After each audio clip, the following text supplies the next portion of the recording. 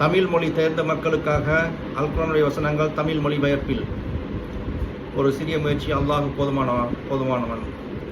நபியை யூத மற்றும் கிறிஸ்தவர்களுடைய மார்க்கத்தை நீர் பின்பற்றும் வரை உம்மை குறித்தவர்கள் திருப்தியடையவே மாட்டார்கள். ஆகவே அவர்களை நோக்கி அல்லாஹுவின் நேர்வழியாகிய இஸ்லாம் தான் நேரான வழி, அதையே பின்பற்றுவேன் என கூறிவிடுவீராக.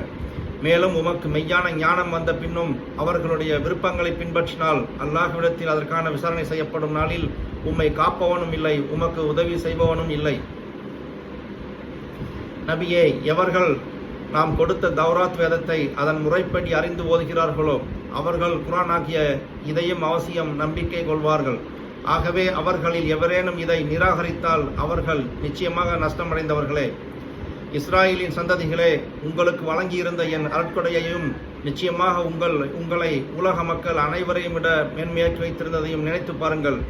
இன்னும் ஒரு நாளை பற்றியும் பயந்து கொள்ளுங்கள்.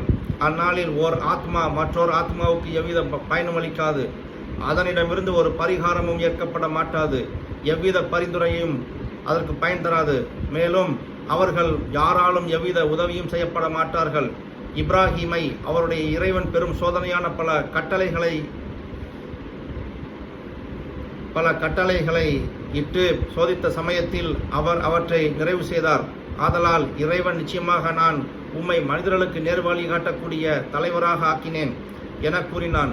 அதற்கு இப்ராஹிம், என் சந்ததிகளையுமா தலைவர்களாக ஆக்குவாய் என கேட்டார். அதற்கு உமது சந்ததியில் உள்ள அநியாயக்காரர்களை என் இந்த உறுதிமொழி சாராது என கூறினான்.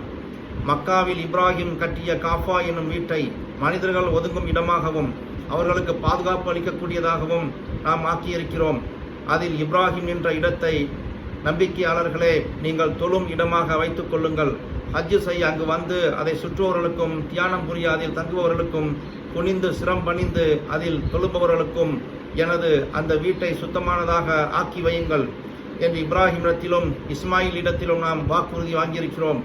இப்ராஹிம் இறைவனிடம், என் இறைவனே, மக்காவாகிய இதை பாதுகாப்பு அளிக்கும் ஒரு பட்டணமாக ஆக்கி இதில் வசிப்பவர்களில் எவர் அல்லாஹுவையும் இறுதி நாளையும் நம்பிக்கை கொள்கிறாரோ அவருக்கு உணவாக பல வகை கனிவர்க்கங்களையும் அளித்துவா என கூறியதற்கு இறைவன், என்னை நம்பிக்கை கொள்பவருக்கு நான் உணவளிப்பது போல் என்னை நிராகரிப்பவனுக்கும் உணவளித்து அவனையும் சிறிது காலம் அங்கு சுகம் அனுபவிக்க விட்டு வைப்பேன்.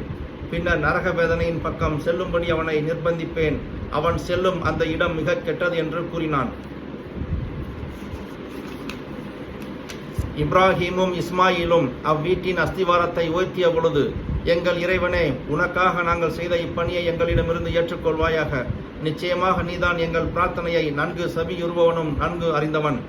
எங்கள் இறைவனே, எங்கள் இருவரையும் உனக்கு முற்றிலும் வழிபடும் முஸ்லிம்களாகவும் எங்கள் சந்ததியில் இருந்தும் ஒரு கூட்டத்தினரை உனக்கு முற்றிலும் வழிபடும் முஸ்லிம்களாகவும் ஆக்கி வைப்பாயாக. ஹஜ்ஜு காலத்தில் அங்கு புரிய வேண்டிய வணக்கங்களை எங்களுக்கு அறிவிப்பாயாக. நாங்கள் தவறளித்து விட்டாலும் எங்களை நீ மன்னிப்பாயாக. நிச்சயமாக நீதான் மிக மன்னிப்பவன், மிக்க கருணையுடையவன். எங்கள் இறைவனே, என் சந்ததிகளாகிய அவர்களில் இருந்து உன் வசனங்களை அவர்களுக்கு ஓதி காண்பித்து வேதத்தையும் ஆழ்ந்த ஞானங்களையும் அவர்களுக்கு கற்றுக் கொடுத்து அவர்களை பரிசுத்தமாக்கி வைக்கும் ஒரு தூதரை அவர்களுக்கு அனுப்புவாயாக. நிச்சயமாக நீதான் மிக்க வல்லவன், ஞானமுடையவன் என்று பிரார்த்தித்தனர். எவன் தானே மூடனாகி விட்டானோ அவனை தவிர இப்ராஹிமுடைய இஸ்லாம் மார்க்கத்தை புறக்கணிப்பவன் யார்?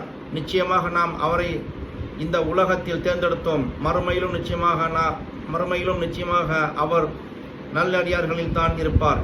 இப்ராஹிமை நோக்கி அவருடைய இறைவன், நீ எனக்கு பணிந்து வழிபடு என கூறிய சமயத்தில் அவர் எவ்வித தயக்கமும் இன்றி அகிலத்தாரின் இறைவனுக்கு இதோ நான் பணிந்து விட்டேன் என கூறினார். அதையே இப்ராஹிம் தன் சந்ததிகளுக்கும் உபதேசித்தார். யாக்கூப்பும் தன் சந்ததிகளை நோக்கி, என் சந்ததிகளே, உங்களுக்காக அல்லாஹ் இஸ்லாம் மார்க்கத்தையே தேர்ந்தெடுத்திருக்கிறான். ஆதலால் நீங்கள் உண்மையான முஸ்லிம்களாகவே தவிர இறந்துவிட வேண்டாம் என்றே கூறினர். யூதர்களே, யாக்கூப்புக்கு மரணம் வந்த சமயத்தில் அவருக்கு அருகாமையில் இருந்தீர்களா?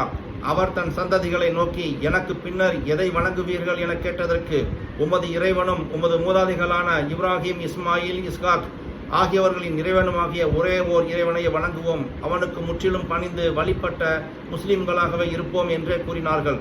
மேற்கூறிய நபிமார்களாகிய அந்த கூட்டத்தினர் சென்று விட்டனர்.